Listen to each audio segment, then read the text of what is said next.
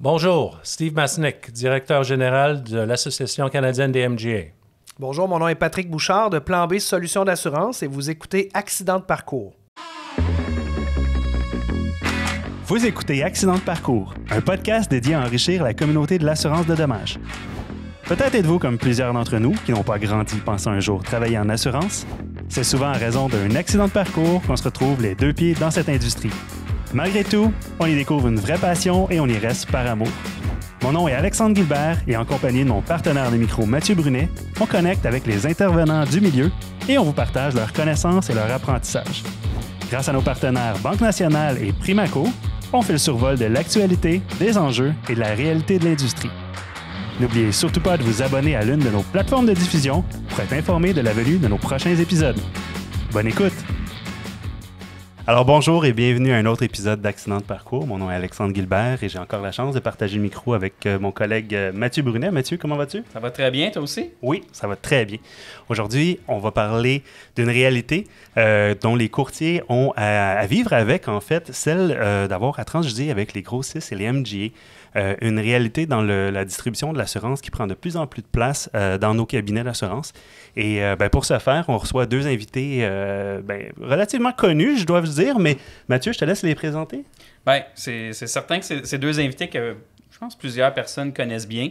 On fait affaire avec des grossistes. Le marché est difficile depuis quelques années maintenant. En effet. Ouais. Oui, ça devient des bons amis. Il faut se faire des amis chez les grossistes. Ça, je crois que c'est très important. Puis c'est une des raisons pourquoi on les a invités aujourd'hui. On veut être proche. Tu veux te faire des amis. Excellent. Non, pas personnellement. Fait qu'alors, sans plus tarder, là, je vais vous présenter les deux invités. On a Patrick Bouchard, qui est président et souscripteur principal de Plan B Assurance. Et on a Solutions d'assurance, pardon. Ouais, et Steve, pas mon nom. et Steve Masnick, qui est le président de l'Association canadienne des MGA, qu'on connaît sous le nom de CAMGA. Alors, merci d'être présent aujourd'hui. C'est vraiment apprécié. Merci. C'est un plaisir. Oui. Alors, écoutez, pour commencer, j'aimerais ça que vous connaissiez un peu le principe et la thématique du podcast, qui est l'accident de parcours. Les deux, vous êtes impliqués dans le domaine de l'assurance depuis un bon nombre d'années. Peut-être vous nous direz depuis combien de temps. Et comment c'est arrivé? C'était-tu un choix? C'est-tu un accident? Comment ça s'est passé, votre entrée dans le monde de l'assurance? Puis pourquoi vous avez décidé de rester puis de vous impliquer comme ça dans le domaine? Moi, si je peux commencer. C'est un parcours assez rare parce que moi, j'ai commencé ma vie professionnelle et même avant, à l'école, mes intérêts, c'était au niveau politique. Je me suis impliqué dans des campagnes politiques. J'ai travaillé auprès de plusieurs gouvernements pendant presque 20 ans. Et puis, alors, je connaissais absolument rien du secteur de l'assurance. Un jour, je me suis présenté comme candidat au poste de relations gouvernementales pour pour l'Association canadienne des courtiers d'assurance. À l'IBAC. IBAC, oui. C'est là qu'on s'est connus. C'est ça, exactement. Parce qu'à l'époque, l'Association canadienne IBAC voulait faire plus de relations, plus de communication, plus de outreach au niveau gouvernemental. C'est au niveau fédéral et aussi provincial. Simplement parce qu'il y avait une méconnaissance de la part des gouvernements. C'était quoi et quelle était la valeur des courtiers d'assurance. Ils ne connaissaient pas c'était quoi un courtier. Ils pensaient, la majorité des gens politiques, la majorité des gouvernements, pensaient qu'un courtier d'assurance, c'était quelqu'un qui travaille pour les assureurs. C'est un agent d'une compagnie d'assurance et que par l'entremise de cette relation-là, c'était vraiment des représentants des compagnies d'assurance. Lorsque une des tâches de l'association auprès des gouvernements, c'était vraiment de les éduquer que la responsabilité, le but d'un courtier d'assurance, c'est de représenter les intérêts du consommateur et non de la compagnie d'assurance. C'est-à-dire transiger en respectant les intérêts du consommateur vis-à-vis des différentes compagnies d'assurance. Alors, on avait une grosse tâche. Mon boss à l'époque, le premier jour que j'ai commencé, le président de IBAC, m'avait dit que, écoute, tu connais absolument... Moi, je lui ai dit, je connais pas... Tu étais T'arrivais à zéro, là. Oui. Un OK, vrai t'avais accident une de police parcours. d'assurance pour ton auto, ta maison, et that's it, là. C'est ça. Et une fois par année que je recevais la police, je le mettais en haut du frigo et j'oubliais que la police était là. Alors, je connaissais absolument rien de l'assurance. J'ai dit ça à mon boss. Écoute, moi, je connais absolument rien de cette industrie-là. C'est pas grave. Tu connais du monde au gouvernement, en politique. Et l'assurance, le secteur, l'industrie de l'assurance, tu peux l'apprendre. Alors, moi, je t'embauche parce que à cause de tes connexions, à cause de tes relations avec les gens politiques et les gouvernements. Alors, c'était ça mon accident. Ouais. Et combien de temps t'es resté chez IBAC? Presque une quinzaine d'années. Wow, tout de même. Oui. Alors, c'était un bout de temps. Ce qui m'a permis de connaître beaucoup de monde, comme Mathieu, comme Patrick, comme beaucoup de courtiers à travers le Québec et en fait à travers le pays. Ainsi que beaucoup de personnes qui travaillent dans le domaine des assureurs et aussi dans le domaine des MGA, des grossistes. OK. On reviendra après ça à la Camga. à la Camga, mais Patrick, toi, l'accident, comment il est Es-tu arrivé? un accidenté? Non. Non? Non, moi, je suis peu D'abord, produit. t'es plus invité. Non, c'est pas vrai. Moi, on pourrait plus dire mon parcours plutôt qu'un accident de parcours parce qu'en réalité, je me plais à dire que j'ai débuté dans l'assurance à l'âge de 12 ans alors que mon père, à l'époque, était directeur des ventes d'une promutuelle. Fait que souvent, là, dans les foires agricoles, j'allais l'aider à donner des crayons, gonfler des ballons. Puis moi, ça m'a donné le goût de ce que mon père faisait. Je voulais m'intéresser à ça. Puis c'est à l'âge de 20 ans que j'ai fait mon AEC en assurance de dommages. Bien sûr, après m'être pété la gueule dans 2-3 programmes de cégep, là, dans des choses qui menaient pour moi absolument à rien. Alors, j'ai fait mon AEC, puis j'ai été respectivement expert en sinistre, j'ai été agent, j'ai été directeur de souscription, j'ai même donné des cours à l'Institut d'assurance. T'as vraiment tout fait, oui, là. j'ai touché à tout. Puis, plus précisément, là, par rapport au volet grossiste, moi, en 2008, j'ai travaillé pour un grossiste pan-canadien. J'étais directeur du bureau de Québec, puis ça m'a donné une autre perspective de qu'est-ce qu'était l'assurance, parce qu'avant ça, j'étais agent dans une promutuelle. Alors, moi, c'est loin d'être un accident de parcours, c'est carrément un choix de carrière, puis ça fait 23 ans que je suis dans l'industrie, je suis à mon compte depuis 2009. J'ai 2 cabinets, j'ai Bouchard et Associés, Solutions d'assurance, qui est en distribution avec les clients. Puis j'ai Plan B, Solutions d'assurance, qui dessert à peu près un réseau de 300 cabinets au Québec là, pour les capacités de souscription qui m'ont été accordées par 3 compagnies. Oui, puis les choses vont bien, tu as le vent dans les voiles. On va en parler tantôt oui. avec tout ce qui s'en vient aussi pour toi. Donc, oui. Bien content. On voulait mettre la table, en fait, puis parler de la réalité des MGA. Puis tout d'abord, dire c'est quoi un MGA? Parce que c'est peut-être un peu méconnu pour certains.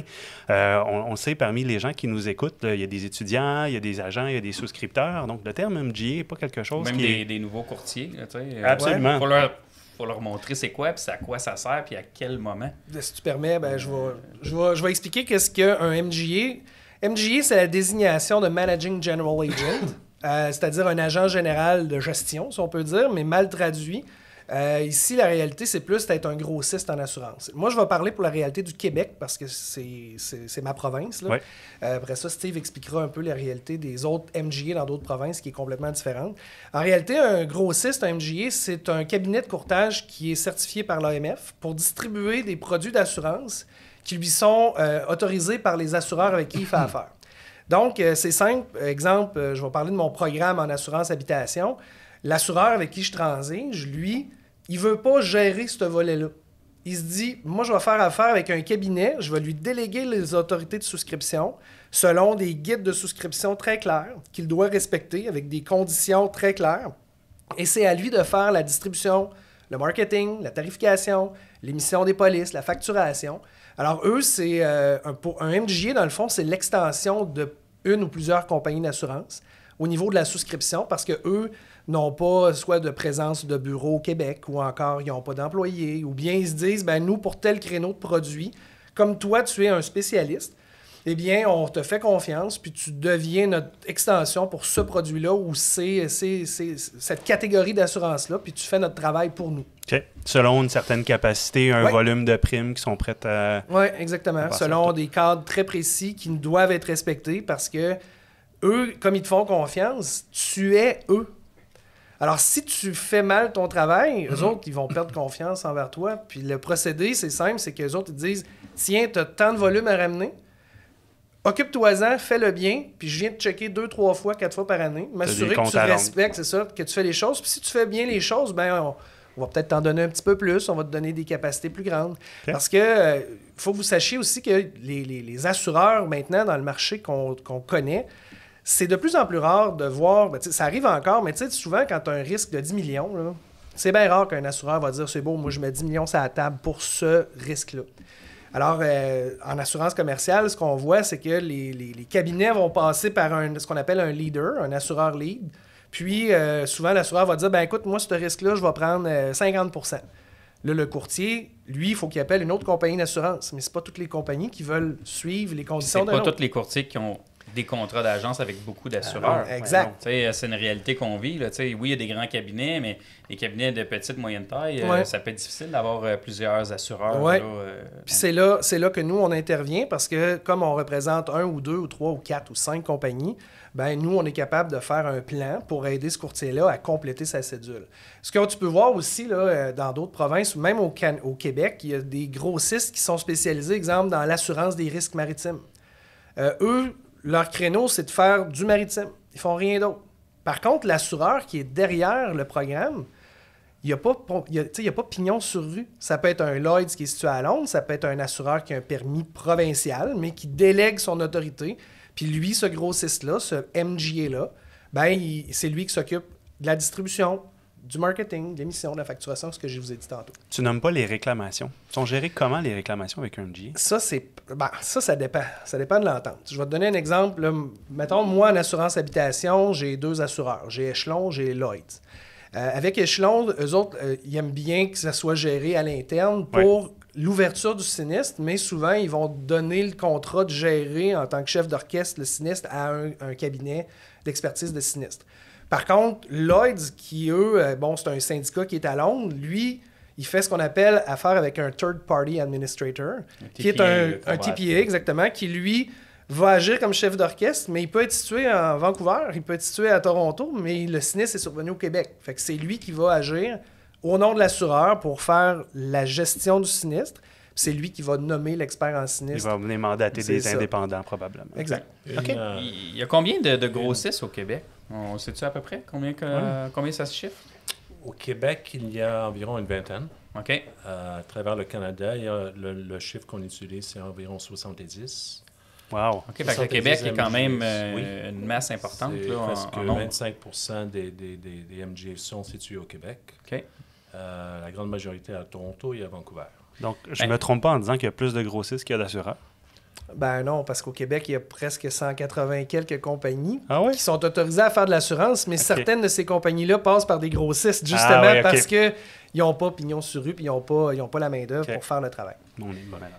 Si on vient, Steve, tu nous as parlé de ton parcours jusqu'à l'IBAC. Maintenant, à l'Association des grossistes, c'est quoi l'association? C'est quoi son mandat? C'est qui elle regroupe? Patrick, es-tu là-dedans? Peux-tu nous en parler un peu? Patrick, il est un des premiers membres, en fait. Plan B est devenu un membre il y a presque un an. Oui. Nous avons environ, comme j'ai dit, il y a 70 MG au Canada, de taille moyenne, petite et grande, comme les courtiers. CAMGA a comme adhérents 54 MGA des 65-70, de toute taille, de petite, de moyenne, de grande. Le secteur des MGA, en fait, ce que l'association va faire, c'est vraiment une association professionnelle qui fait exactement la même chose que le RCCAQ fait pour les courtiers au Québec et le BAC fait pour les assureurs. C'est vraiment de gérer la structure, l'environnement de croissance pour les MGA. On a vu, il y avait beaucoup de discussions récemment, les derniers 5, 10 ans, 15 ans, qu'il n'y a pas de structure avec les MGA. Les gens ne comprennent pas exactement c'est quoi un MGA, c'est qui paye les réclamations. Une des questions dont vous discutiez avant, c'est une des questions que beaucoup de personnes qu'ils ont, c'est qui paye les réclamations, et ça, c'est l'assureur que le MGA a un contrat avec. La gestion de la réclamation, c'est faite, comme Patrick l'a mentionné, entre les deux. Ça dépend du contrat que tu as avec cet assureur-là. Ouais. Mais la somme monétaire qui est payée pour la réclamation, c'est l'assureur lui-même. Et c'est une des mécompréhensions que je dirais beaucoup de courtiers ont. Qui paye? Alors, c'est l'assureur. Alors, la solvabilité de la police d'assurance est assurée par les règlements et par l'assureur lui-même. Ce n'est pas le MGA qui paye ça. OK. En termes de volume, je dirais que nos membres transigent environ 70 de police commerciale et 30 de lignes personnelles. OK. Autant de gros montants pour le secteur lui-même, c'est environ 3,5 milliards de dollars de volume qui est transigé par les MGA. Qui n'est pas rien. Non, et comme je disais, c'est environ 70 %. Alors, c'est environ 20 en ligne commerciale sont transigés par les MGA au Canada. C'est une proportion qui a grossi dans les dernières années ou c'est stable? Énormément. Oui. Énormément. Chacun de nos membres, voit des croissances de volume, et ça, c'est du nouveau business, entre 25 et 75 % par année, chaque année des derniers 3 ans. Alors, C'est impressionnant. Oh oui. Ben, regarde, moi, je peux parler de chiffres. Là. Écoute, dans Bouchard, j'étais grossiste et en retail depuis 2016. Mais en 2019, moi, j'ai créé Plan B Solutions d'assurance pour différencier mes 2 canaux de distribution. Puis, tu sais, j'avais peut-être 1,5 million de volume dans Bouchard et Associés en tant que grossiste. Puis, j'avais peut-être environ une trentaine de cabinets. Mais en 2019, là, j'ai fait une transaction. J'ai acheté un volume d'un autre grossiste qui a transféré la liste des renouvellements. Fait que moi, j'ai pris en charge ce volume-là pour ce produit-là. Mais parallèlement à ça, j'ai un de mes assureurs qui a dit « Tiens, maintenant, on ouvre le commercial. » Écoute, je suis passé de 1,5 à 7 millions la première année. Puis là, je vais finir à 11 millions avec 3 assureurs. Surtout avec Échelon, là, comme assureur principal. Mais bon, avec les bonnes nouvelles que j'ai annoncées depuis 2 semaines. Parlons-en. Mettons les choses au clair. On en profite-tu? Oui, ouais, absolument. Ben oui, parce que, écoute, j'en ai entendu des vertes puis des pas mûres parce qu'il y a des gens, tu sais, on s'entend... Moi, je suis pas du genre à tirer, tu sais... ça se dit-tu tirer des lauriers? Non, je sais pas. On va dire que c'est ça. Je ne connais pas l'expression, mais... Je suis pas du style à me vanter, mais il y a pas mal de monde qui me connaissent, mais il y a beaucoup de gens qui ont été surpris par cette transaction-là. C'est qu'en réalité, moi, je vais être assis sur mon X, puis mon X, c'est de faire de l'assurance. Je suis un bon gars d'assurance. Souscripteur principal. Souscripteur, oui, exactement. Relation assureur, relation courtier, développer des programmes, faire de la souscription, ça, c'est vraiment ma grosse force. Pour ce qui est des gestions de ressources humaines, administration, finances, écoute, j'ai étudié en assurance, moi, j'ai pas étudié en RH, là. Alors, ben écoute, j'avais une opportunité de me joindre à un groupe qui, eux, prennent charge de ce que moi, je suis pas bon à faire. Puis eux, ben leur travail, c'est de me donner les ailes que j'ai de besoin pour être capable de progresser. Fait que, pour en revenir à la question, est-ce que c'est un domaine qui est en pleine croissance? La réponse, c'est oui, parce que avant de me joindre au groupe Synex, écoute, j'allais cogner aux portes de tous les assureurs, puis je me suis fait envoyer promener, là, mais sur un méchant temps. Là. C'est difficile, même avec Ben toi, oui. l'expérience, le volume. Puis tout le monde me connaît, tout le monde, tu sais, je veux dire, j'ai été président du RCCAQ, j'ai été impliqué avec l'Institut, j'ai donné des cours, écoute, il n'y a rien que j'ai pas fait, là. Puis même là, c'était quand même difficile de te Ouais. faire... Ouais. Mais en parlant de ça, là, Ouais. toi, t'es grossiste, courtier. Bah, c'est ça. De quel côté tu te sens plus? Assureur, courtier? Où tu te situes là-dedans? Ça dépend tout le temps. C'est quoi la situation? Parce que, bon, si, exemple, moi, demain matin, Mathieu, tu me présentes un risque à laquelle j'ai une capacité de 1 million, mais que je crois fermement à ton besoin, ou ce que tu me dis, Pat, pour compléter ma cédule, j'ai besoin d'avoir 2 millions. Ben moi, mes guidelines avec mon assureur, mes assureurs, c'est de prendre 1. Ben là, je vais me concentrer beaucoup plus du côté courtier, puis je vais aller vendre ma salade à mon assureur pour dire, regarde, j'y crois à ce dossier-là, on peut-tu donner un coup de main? Moi, j'ai 1 million de capacité que tu me donnes comme autorité, mais j'ai besoin de 2, fait que je vais aller ce qu'on appelle en prior submit. Je vais aller voir mon souscripteur chef à Toronto, puis cette personne-là va me dire, c'est beau, j'y crois ou j'y crois pas. Par contre, dans d'autres ordres d'idées, si tu me présentes le même dossier, mais que j'y crois pas, puis que moi, je me dis non, c'est 1 million au max, ben écoute, je vais me concentrer pas mal plus du côté assureur parce que moi, je dis que c'est ça, puis j'irai jamais me mettre à dos mon assureur ou mes assureurs pour des considérations X, Y, Z. Fait que je dois à la fois protéger mon marché, qui est mon assureur, qui est mon apporteur de business, mais je dois aussi protéger mon courtier, qui est aussi mon apporteur de business. Ouais. Moi, je suis entre les deux tout le temps, tout le temps. Qui n'est pas une relation facile, en effet. C'est relativement un MG qui est jeune, je ne me trompe pas. Là, Plan B, on existe. B, on existe depuis 2 ans, mais écoute, Les possibilités sont énormes. Moi, je veux dire, je suis un cheval de course, je suis pas un cheval de parade. Je vise à aller chercher 100 millions de volumes présents coast to coast d'ici 5 ans. Là. Puis avec la force du groupe Synex, ben écoute, j'ai cette possibilité-là parce que c'est un cabinet qui est en plein développement, qui sont en pleine croissance, puis bien sûr, qui ont déjà du volume chez les assureurs. Donc avant, quand j'allais cogner aux portes, je leur disais, peux-tu me donner un coup de main avec une autorité? Ben je veux dire, j'étais personne parce que j'avais pas de prime gagnée. J'avais pas de prime écrite, sauf avec un seul. Fait qu'ils ont dit, t'es à la merci de cet assureur-là. Fait que nous, de faire un start-up avec toi, c'est pas intéressant. Reviens nous voir plus tard. Ouais. Mais le plus tard est arrivé. Le plus tard est maintenant. Ben, c'est bon. Fait que si je comprends bien, tu t'en vas pas nulle part. Tu restes encore assis sur ta chaise. Tu vas moi, être à la direction de Plan B. Oui, moi, c'est business as usual. Ça change absolument rien pour les courtiers, ça change absolument rien pour mes souscripteurs, sinon qu'on va en engager plus, puis on va avoir plus de compagnies d'assurance pour mieux répondre aux courtiers. Et plus de capacité. Exact. Donc, fait que là, on va mieux pas... être en mesure de nous aider. Là, pour l'instant, on a des capacités pour pratiquement 3 millions, là, ce qu'on appelle en biens, mais d'ici environ 3 à 4 semaines, bon, dépendamment du moment où ce que vous écoutez l'émission, là, mais d'ici le début 2022, là, on va augmenter à facilement 6,5 millions, puis on a d'autres assureurs qui vont nous donner aussi des capacités au courant de l'année. Fait qu'on va devenir vraiment un incontournable, si on peut dire. Puis pas juste au niveau des membres du groupe Synex. Je veux dire, moi, je reste un marché ouvert. Là. Je veux dire, c'est pas parce qu'il y a un courtier qui m'envoie une demande qui est un membre du groupe Synex à laquelle j'appartiens que je vais le prioriser. Ouais. La réponse, c'est non. Premier arrivé, premier servi. Même chose pour les réservations de marché. Exactement, réservation de marché. Je veux dire, moi, là, c'est juste de l'actionnariat. Là. C'est pas des... Ils viennent pas me dire quoi faire dans ma maison. Là. Ils me disent, tiens, voilà des capacités, maintenant, fais du rendement. C'est un actionnaire qui est venu investir. OK. Alors, c'est vraiment un exemple de la valeur qu'un MGA peut apporter au courtier. Surtout si on parle au Québec, vous avez 2, 3, 4 peut-être assureurs de choix. Une des choses, vous avez un autre choix en plan B et tous les autres MGA, membres de CAMGA, qui ne sont pas membres aussi. Mais c'est vraiment ça donne plus de choix aux courtiers.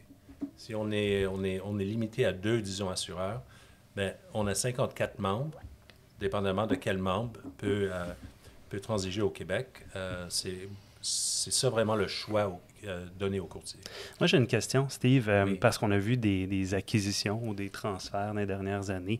Est-ce qu'il se crée encore des nouveaux MGA? Est-ce que c'est des MGA qui ont un certain âge, qui restent parmi les 70 qu'on parle, ou on en a vu qui sont relativement récents, tout jeunes, comme Plan B, dans les dernières années, se créer? Je dirais que la moitié des MGA qui existent aujourd'hui au Canada ont moins de 5, 6, 7 ans de vie.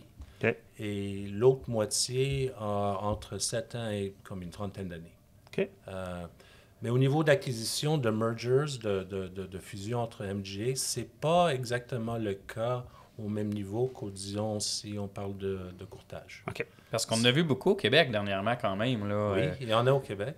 je sais pas si ça se passe pareil à l'extérieur, là, mais il y en a moins, quelques-uns qui ont fait beaucoup de mouvements, disons. Oui. C'est pas exactement au même niveau, à la même rapidité que disons, dans le secteur du courtage, mais ça existe. OK. Ça existe. Puis les MGA, puis je pense qu'on l'a mentionné peut-être un peu plus tôt, mais ceux qui se développent, ceux qui débutent en affaires, il y en a beaucoup qui développent par des niches très spécifiques, des programmes d'assurance destinés vraiment à une industrie ou un produit. Ben, Peux-tu nous en parler un peu? Oui, à la base, moi, quand j'ai décidé de... Bon, ça m'a pris 5 ans, moi, à démarrer, justement, à avoir ce qu'on appelle une autorité de souscription. Le premier qui m'a donné ma chance, c'est Échelon Assurance. Puis eux, ils développaient pas le produit que moi, je voulais développer. Je veux dire, ils ne faisaient pas d'assurance habitation non standard. Tu sais, Échelon, à l'époque, avant 2016, c'était seulement un assureur automobile. Par contre, ils font de l'assurance habitation par l'entremise de, mettons, 2-3 cabinets, mais dans le non standard, ils le font uniquement avec nous autres. Fait que moi, à l'époque, j'étais beaucoup à la merci du délai de réponse des grossistes parce que tu reçois un lead, une demande d'un client qui t'a trouvé et qui veut que tu lui rendes service. Là, tu te mets à tirer sur 4, 5, 6 grossistes ou des assureurs, mais tu attends les réponses. Puis comme j'étais très spécialisé là-dedans dans Bouchard, ben écoute, j'ai convaincu Échelon en leur disant, écoute, moi là, donne-moi à POC puis je vais en scorer des buts. Okay? J'aime ça. Exact. Donne-moi à POC, je vais scorer des buts puis je vais te ramener du volume que toi, de toute façon, tu fais pas. Mais tu as la capacité de me donner cette autorité-là. Puis il dit, ben là, puis en même temps, mais écoute, j'ai 3-4 chums qui sont propriétaires de 3-4 cabinets, qui eux, ils croient au cheval de course, puis qui vont amener de la business eux autres aussi, fait que je vais t'amener un certain volume. Mais là, le 3-4 cabinets vient avec 7-8 autres, 9-10 autres dans l'année qui suit, parce que quand tu donnes un service, puis tu réponds à la demande, ben, tu te crées des amis, puis il y a des amis qui veulent devenir tes amis. Alors, quelqu'un qui veut démarrer un cabinet grossiste au Québec, il faut qu'il ait avant tout un bon plan d'affaires, puis qu'il ait une niche sur un produit. Parce que ne deviens pas grossiste qui veut si tu n'as pas minimum un volume à amener, puis déjà des chiffres de rentabilité. T'sais, moi, j'ai été capable de déterminer à échelon, regarde, j'ai de la demande pour ça, j'ai tel volume, je sais qu'est-ce qui va rentrer, qu'est-ce qui s'en vient. Puis, en moyenne, on cherche une rentabilité, mettons un loss ratio à 50%. Plus les frais, tu vas dégager un certain rendement. Puis, ces chiffres-là ont toujours été respectés parce que c'était des choses bien particulières avec des taux bien particuliers. Donc, quelqu'un, exemple, je sais pas moi, Pierre Jean-Jacques, qui sort du cégep et qui dit « Moi, je veux m'ouvrir un cabinet grossiste », ça risque d'être un petit peu difficile, à moins que ce soit un produit créneau très spécialisé sur un produit que personne ne fait. Mais encore là, il faut toujours... un grossiste de maritime, d'aviation, de produits très nichés, disons, ça peut être des idées. Mais il faut que tu aies des apporteurs. Un volume, c'est ça. Il faut que tu aies des apporteurs parce qu'un grossiste, tu ne transiges pas directement avec la clientèle. Ta clientèle, c'est les cabinets de courtage. Donc, si toi, ton travail comme grossiste, c'est de te faire connaître, comme quoi tu as un produit d'exception avec une tarification qui est compétitive ou juste. Là, à ce moment-là, ce qui fait la différence, c'est le service. C'est la qualité du délai, le temps d'émission, la facturation et tout ça. C'est l'équipe derrière toi. Donc, quelqu'un qui veut démarrer un grossiste, ben il y a déjà, tu sais, je veux pas décourager personne, mais il y a d'affaires à avoir des bons amis déjà dans le réseau. Oui, puis des apporteurs de business qui vont l'encourager puis qui vont l'aider, là, parce que ça se fait pas en criant ciseaux. Là. Et des bons, parce que tu dois leur faire confiance par rapport au risque qu'ils t'apportent. Parce que ton temps, je veux dire, t'en reçois tes demandes? Là? Ben, je vais te donner un exemple. J'aimerais ça partir un programme, mettons, je vais te sortir une idée, là, mais du forestier. OK? Partir un programme forestier. J'aurais beau avoir 2-3 assureurs qui vont accepter de se splitter le risque selon un certain pourcentage, mais je connais rien dans le forestier. Ouais. Ça me prend quelqu'un qui connaît ça. Tu sais, la personne qui va faire l'émission de la police, la facturation, je veux dire, c'est tel que tel.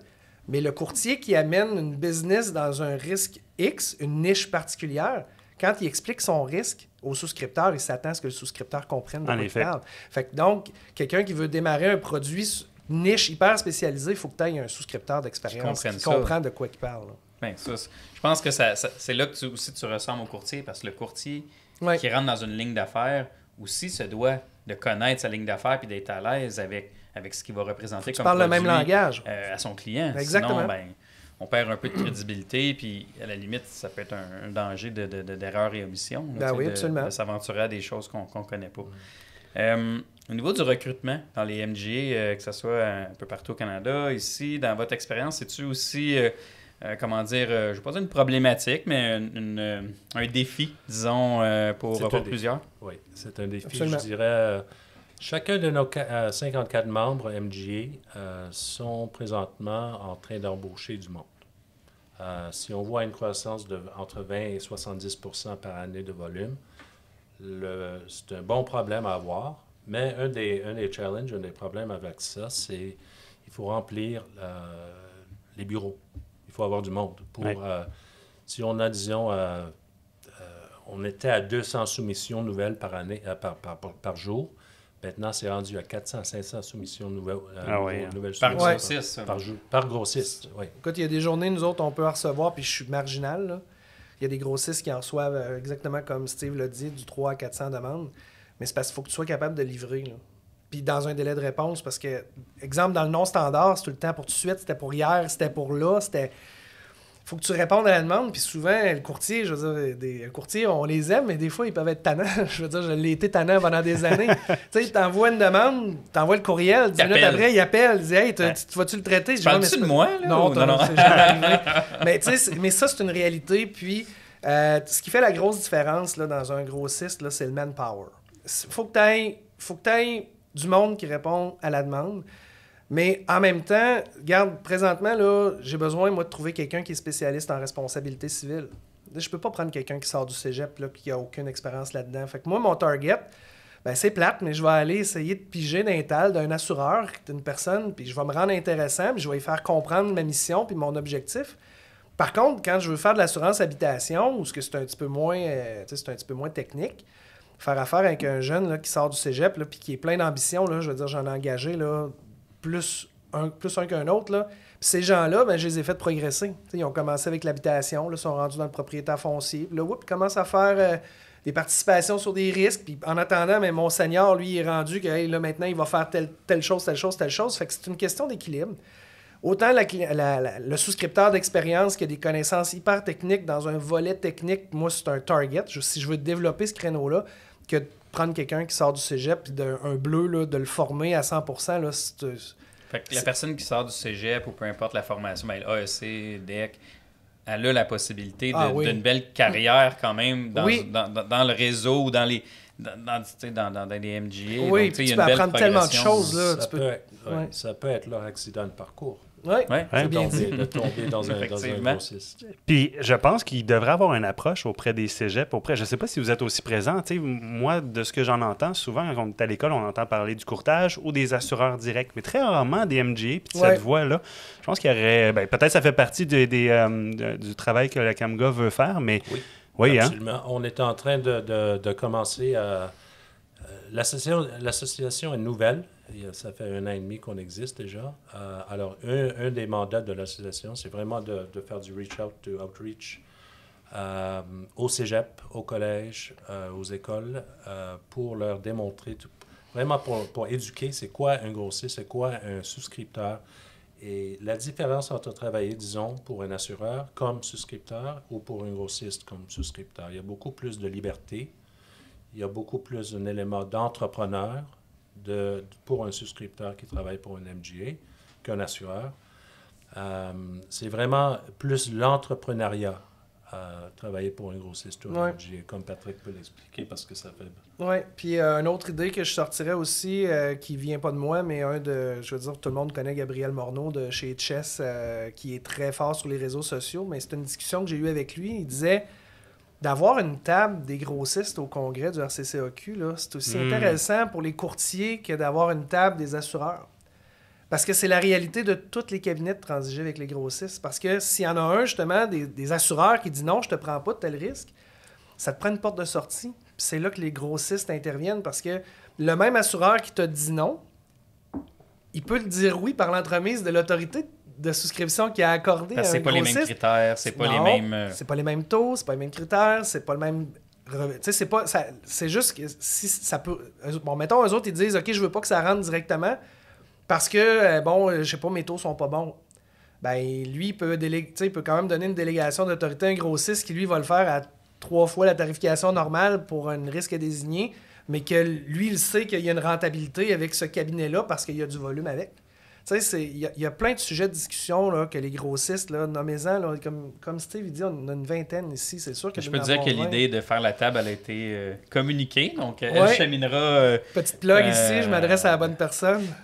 Has-been. C'est pas grave. Bonne personne. On est dans la même chaise là, maintenant. Oui, on est rendu, t'es rendu gouverneur, mais en même temps, je pense qu'ils ont une oreille, tu sais, que ce soit Jean-Pierre de chez Assurantia Groupe Tardy ou que ce soit bientôt Maryse comme future présidente. Elle a transige et lui-même transige avec des grossistes. Donc, je pense qu'il serait sensibilisé à ça. Puis c'est bon pour tout le monde d'entendre le point de vue des grossistes parce que c'est une réalité tu peux pas passer à côté. Ouais. Surtout ce que les grossistes amènent aux courtiers au Québec, comme je l'ai mentionné, c'est du choix. C'est vraiment du choix. Il n'y a pas beaucoup de choix, même moins au Québec que dans le reste du Canada. Mais ce que les membres de CAMGA, les grossistes, les MGA apportent aux courtiers, c'est le choix et l'expertise.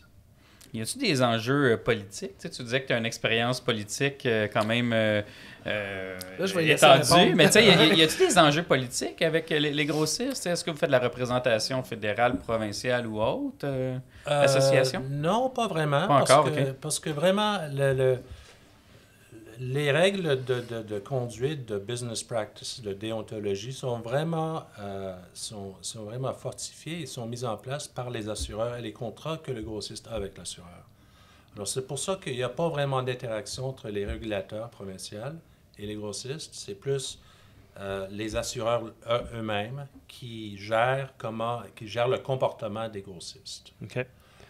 Ce qu'on a fait comme association, parce qu'on est nouveau, il n'y avait pas vraiment de structure dans le secteur, on a créé un code de déontologie, ça fait 1 an, que tous les membres de CAMGA suivent.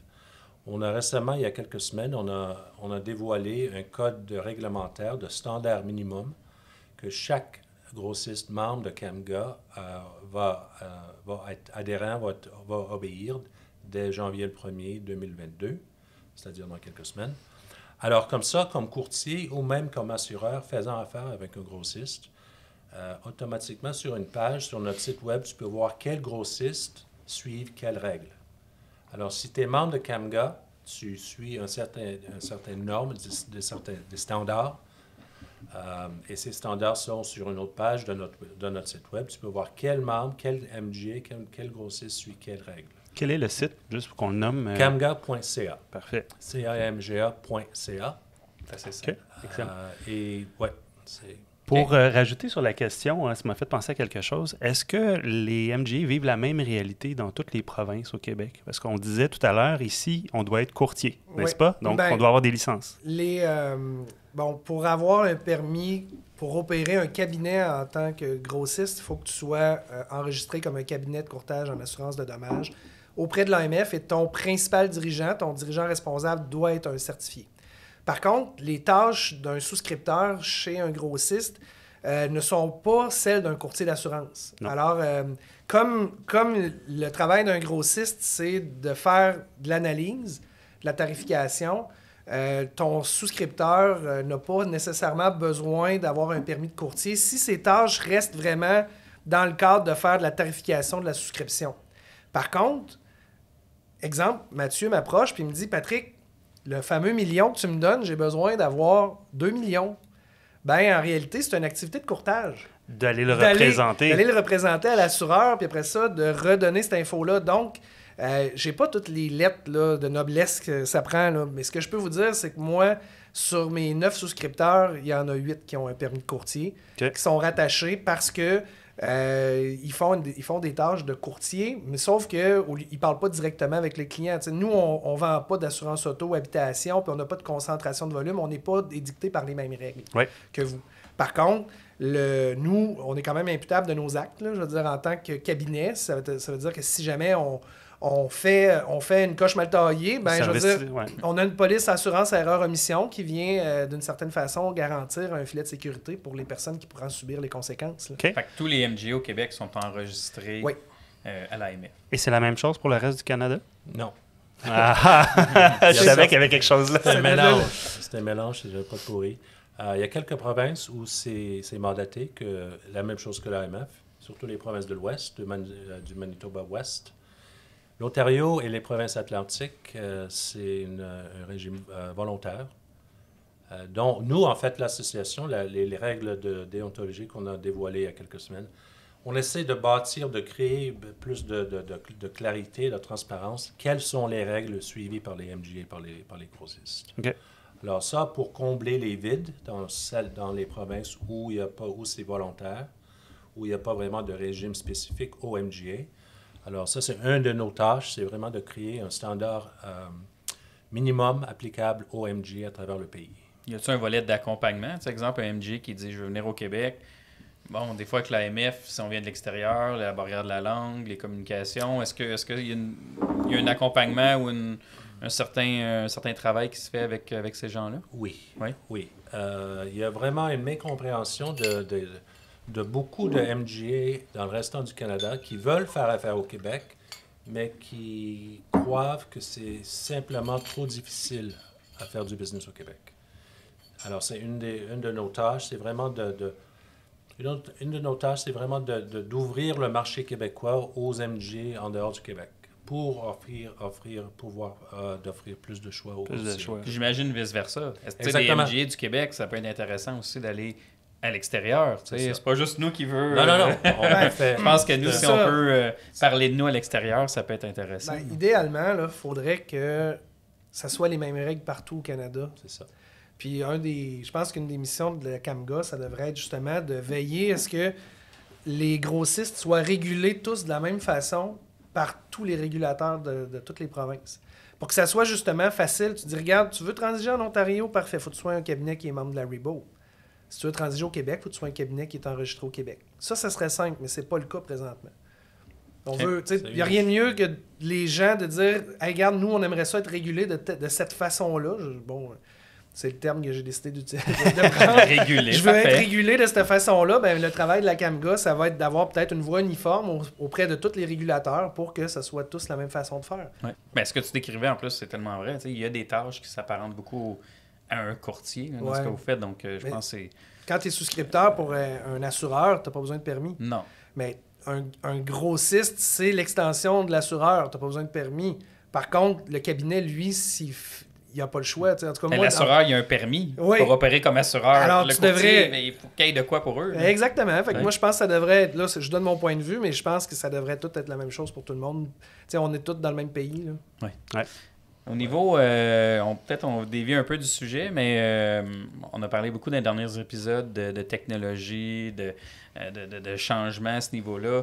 Est-ce que au niveau des grossistes, des changements de technologie, comment dire, est-ce qu'il y a du travail qui se fait? Où est-ce que ça en est? Est-ce qu'on doit s'attendre à des nouveautés dans les prochaines années, prochains mois? Oui. Un des problèmes qu'on a vu, c'est que une grande proportion de courtiers à travers le Canada ne connaissent pas quel MGA, quel grossiste écrit quel produit. Okay. Alors, non simplement qu'ils ne connaissent pas qu'il y avait 65 grossistes MGA au Canada, mais qui écrit quoi. Alors, une des choses qu'on est en train de bâtir maintenant, qui va être dévoilée probablement au mois de février, mars 22, ça va être une plateforme qui va être ouvert à chaque courtier au Canada. Ils peuvent soumettre leur police, leur soumission, et cette soumission va être transmise. La soumission va être transmise et transférée à tous les MGA qui veulent écrire, qui ont ce type de classe d'affaires comme leur business. Un genre d'Expedia, d'MGA? C'est ça. Alors, si j'ai un bateau, je suis un courtier avec un bateau, un client qui a un bateau. Je vais mettre ça dans la plateforme CAMGA. Ouais. Cette soumission va être transmise à chaque MGA qui écrit les risques marins. Okay. Oui, parce qu'il n'y a rien de pire. Sérieux, je l'ai vécu à mes débuts. Là. Tu recevais tout. Je recevais de tout.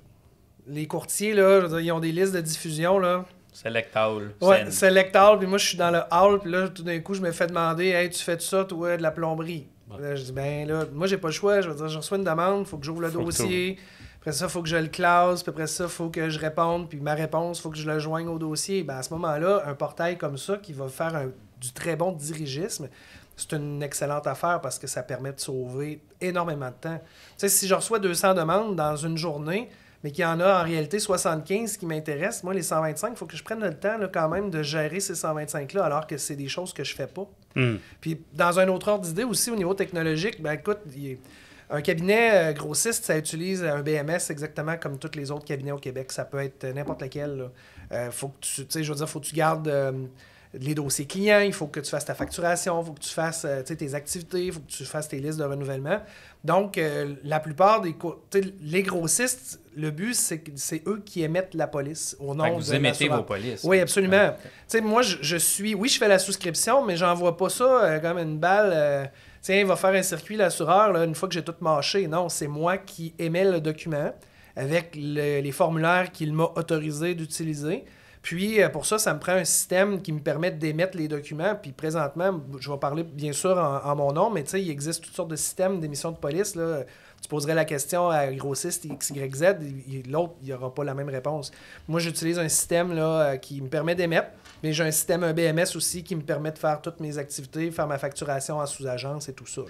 Puis ton calcul de taux, tout ça, c'est fait à travers un outil technologique aussi? Non. Ah, OK. Non. C'est fait à la main. C'est fait à la main, ouais. Hein? Non, mon objectif dans la vie, ce serait, sérieux, là, si je pouvais avoir un portail qui fait que le courtier va dessus puis il embarque tout ça. Ouais, je savais que t'allais commenter là-dessus. Ouais, mais tu sais, rêve cochon, là. Oui. Rêve cochon d'investir aussi plusieurs dizaines de milliers de dollars.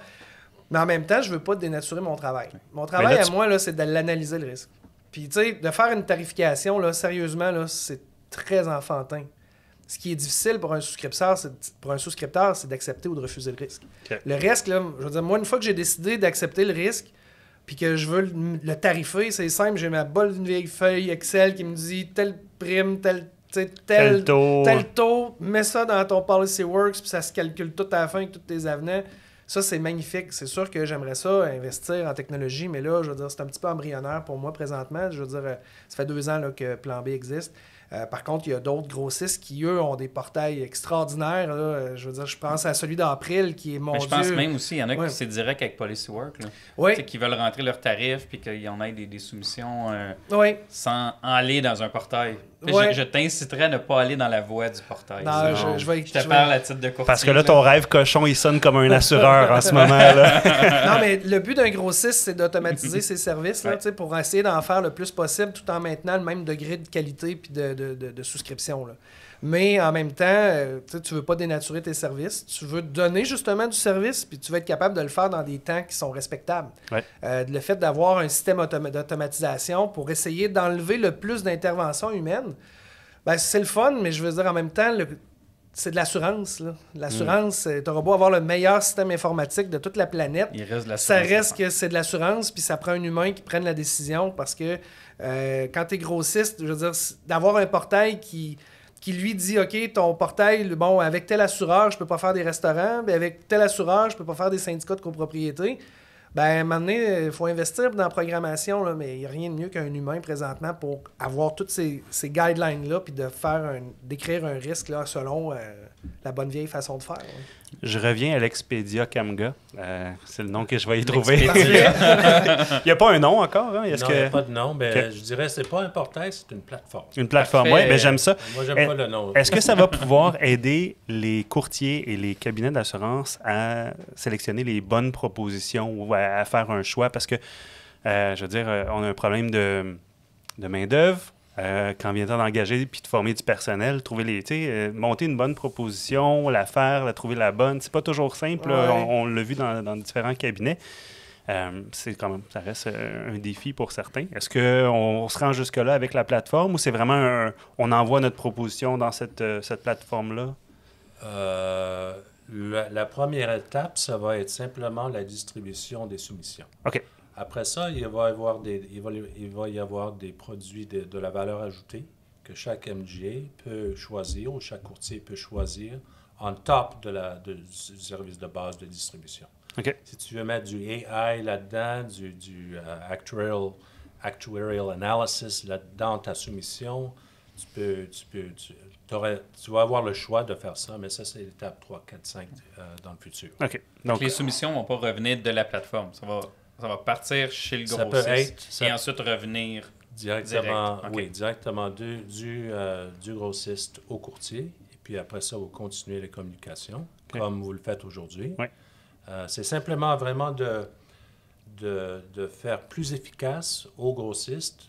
Patrick parlait de 200 soumissions, 60, 70 sont dans son appétit, disons. Moi, je dirais que c'est presque 3/4 des soumissions que les grossistes, que les membres de Camga reçoivent, que c'est pas des risques qu'ils écrivent. Énorme. Alors ça, c'est beaucoup de temps. C'est beaucoup de perte de temps. Beaucoup de perte de temps, de ressources. Au lieu de travailler sur 200, dire non à 150, et oui à 50, et commencer à travailler sur les 50, tu vas recevoir, au lieu de 200 mauvaises, 150 mauvaises, tu vas recevoir, disons, 80 bonnes. Ouais. Alors, même là, tu peux transiger quels sont les meilleurs des meilleurs.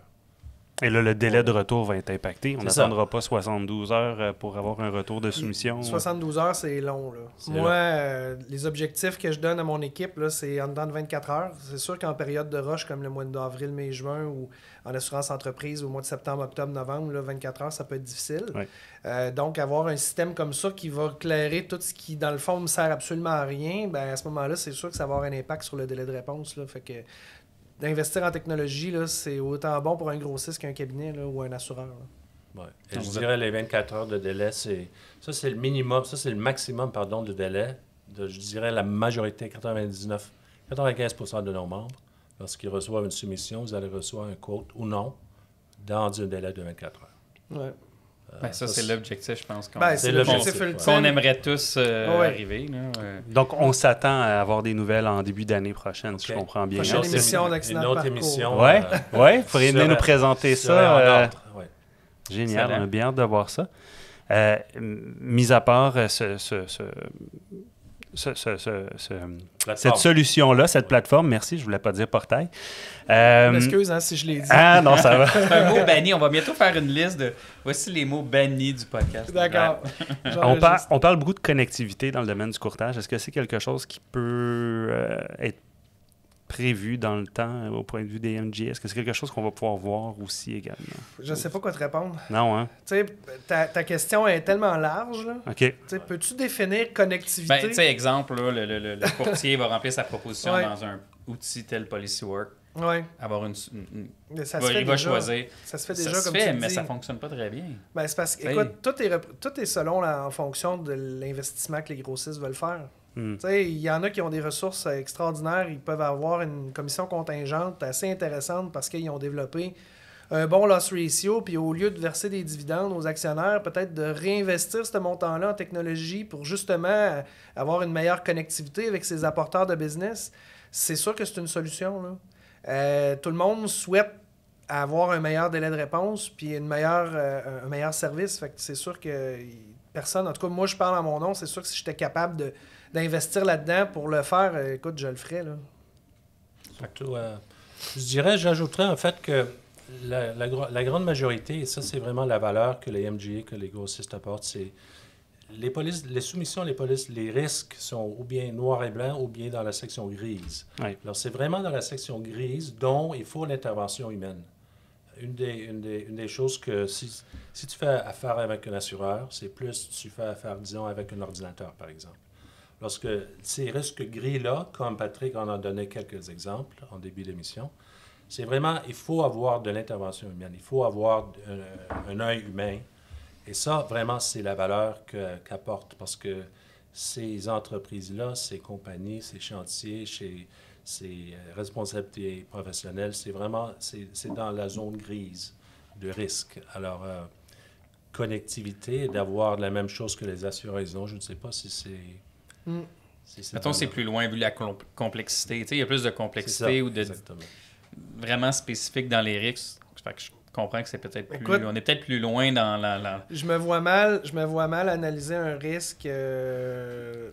Mettons, là, c'est sûr que je fais pas de ça, moi, de l'erreur-omission, là, mis à part que je le pitch à CFC Underwriting. Là. Mais tu sais, je me vois mal d'avoir une connectivité et un taux de réponse sur le champ en erreur-omission, exemple pour un estimateur en bâtiment ou un inspecteur en bâtiment, alors qu'un produit, peut-être en automobile ou en habitation, un locataire-occupant, ça pourrait être peut-être un petit peu plus réalisable à court terme. Là. Mais encore là, l'intervention humaine est très importante dans le travail qu'on fait. Là. On n'est pas là, je comprends bien. C'est ça. Okay. Sinon, au niveau plus futur, loin, est-ce que l'association, est-ce que toi, comme grossiste, MGA, où est-ce que vous voyez l'industrie? Dans un 5-10 ans, est-ce que continuer à grossir, moins de joueurs, plus de grosseur? Ou où est-ce qu'on sera au Canada, au Québec? Ce que j'aime faire, c'est faire une comparée aux pays similaires du Canada. En ce qui concerne le secteur des MGA. On a des bonnes relations avec le secteur MGA en Grande-Bretagne, en Angleterre et aussi aux États-Unis. Et eux autres, ce qu'ils nous disent, c'est que le secteur des MGA au Canada est aujourd'hui où ils étaient là-bas dans ces deux pays-là il y a 10 ans. Ils ont doublé, ils ont créé des associations, ils ont créé plus de structures pour le secteur. Ils ont doublé leur part de marché, leur volume, dans les premiers 5 ans qu'ils ont commencé à faire ça. Ils voient exactement la même chose au Canada. Maintenant, cette année qu'on a créé l'association, plus de structures, plus d'éducation, c'est quoi des MGA pour le secteur, pour la communauté courtier ainsi qu'assureur. Si on suit le trajet de ces deux pays-là, on va doubler le volume, la part de marché du secteur. C'est vraiment ce que je vois qui va se passer dans les prochains 3, 4, 5 ans. Un exemple exact, Patrick Bouchard et Plan B. Ou tout le nom qu'on aura choisi parce que plan B, ça a une connotation beaucoup plus sous-standard. Oui. Par contre... Tu ne veux pas rester là nécessairement. Non, parce que même une bonne partie de mon volume d'affaires, c'est des participations sur Moi, des je pensais que c'était réguliers. plan Bouchard. Ça l'est. Très bonne idée. Mais tu sais, le plan B... Plan B, oui, bon, regarde, ça n'a pas marché avec ton plan A, on va aller voir le plan B, c'était correct en 2019, mais justement, prends exemple, tu vois un risque de 40 millions, là, d'un risque prestigieux, je sais pas, exemple, une grande chaîne d'hôtels, un grand syndicat de copropriété dans un centre de villégiature. Lui, il regarde le nom des compagnies d'assurance. Plan B. Là, il fait comme, bon, ben, je suis l'assurance par l'entremise de plan B. Fait que là, peut-être, pose des questions au courtier en disant, ben, c'est quoi ça? Ben, le but, moi, c'est... T'sais, de par le fait qu'une grosse partie de mon volume d'affaires, c'est des participations sur des risques réguliers, ben je vois mal pourquoi je conserverais le nom de plan B. L'entité elle-même, le Inc. peut rester là, au registre des entreprises, mais un autre nom d'usage, c'est sûr qu'il faut qu'on... Il n'existe pas encore. Il n'y a pas d'annonce aujourd'hui. Non, il n'y a pas d'annonce parce que c'est un brainwash qu'on va faire dans les prochaines semaines. Mais c'est sûr qu'il faut en lâcher ce nom-là, parce qu'il y a des assureurs avec qui on va transiger qui disent, ben regarde, plan B, tout le monde connaît cette entité-là parce qu'on a donné des coups de main, même des assureurs là, importants. Le but, c'est peut-être d'avoir une nouvelle identité, mais tout en conservant... le nerf de la guerre pour un grossiste, là, c'est de répondre aux demandes. Répondre au téléphone, répondre aux courriels. C'est ce qui fait que tu existes. Parce que si tu réponds pas aux demandes, tu n'as pas de valeur ajoutée.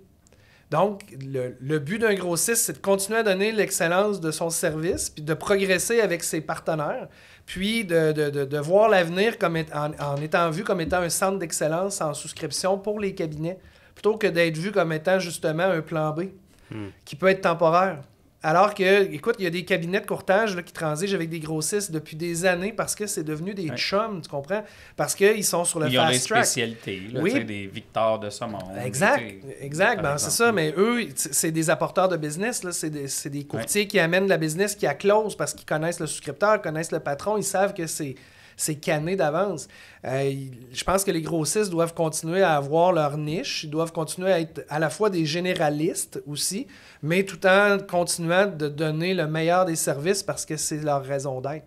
Sinon, le jour où le marché va redevenir mou, où ce que les assureurs importants vont décider, ben finalement, la bâtisse de 10 millions, je vais la prendre tout seul. Ça se pourrait que les grossistes, là, que ce soit moi ou n'importe quel autre, ça se pourrait qu'on prenne une débarque. À ce moment-là, les grossistes vont devoir se refocaliser sur des programmes, vont devoir se refocaliser sur leur niche, justement, là où il y a de la demande.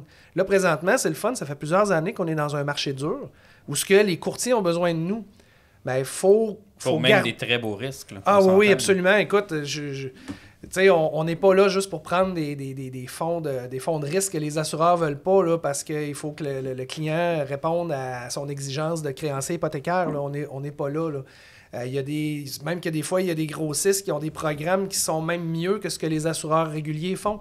Parce qu'au lieu d'avoir un seul et même assureur, ils ont des taux de réguliers, mais avec 4 compagnies qui se splittent le risque, puis qui donnent des excellentes commissions aussi aux courtiers, qui fait qu'ils restent avec eux au lieu de l'envoyer sur le marché régulier. Là. Et ils ont une expertise, ils ont une spécialité. Oui, expertise, qualité de service, tous les adjectifs que tu peux déterminer. Là. Fait que dans le fond, l'avenir est... Il y a un bel avenir prometteur. Pour les grossistes, absolument. Un peu partout. Donc, c'était vraiment agréable d'entendre tout ça aujourd'hui. On a vraiment aimé la conversation. Je ne sais pas si tu as un dernier commentaire Non, pour nos en invités. fait, ça a été fort apprécié. Un gros merci pour votre temps. Merci de vous être déplacé de Toronto aujourd'hui. Oui, c'est vrai. Steve a fait une longue route. Hein? Tu es venu sur la route. Ouais. Un plaisir, mais c'est important que je fasse ça parce que c'est important que pour les courtiers, la communauté du courtage qui savent que les grossistes, que les MG sont là pour les aider. Oui. C'est vraiment ça. Ouais. Excellent. Un mot de la fin? Merci les gars. Oui. Vraiment, merci Steve. Moi, je suis super content. Je me considère privilégié d'être ici. Vous avez une belle antenne, si on peut utiliser le mot antenne. Là, ça reste un podcast. Là, mais je pense que c'est un besoin dans l'industrie d'avoir justement des leaders comme vous deux qui disent, ben regarde, nous autres, on aime ça parler d'assurance. Ben, on va parler d'assurance. On s'entend, c'est pas le sujet le plus sexy là, pour monsieur, madame, tout le monde. Par contre, les gens qui vous écoutent, c'est intéressant pour eux parce que c'est leur quotidien de manger de l'assurance puis de parler d'assurance. Alors, continuez ce que vous faites, là, c'est vraiment apprécié. Puis j'ai hâte de voir vos prochains invités. Merci Patrick, c'est bien apprécié. Ouais. Alors, peut-être un dernier mot, un remerciement pour nos commanditaires, Primaco et la Banque nationale. Merci. C'est grâce à eux qu'on a réussi à faire presque l'entièreté de cette première saison qui tire à sa fin. En fait, il va nous rester 2 épisodes après celui-ci. À présenter, Donc, alors, merci. Merci. Ça fait plaisir.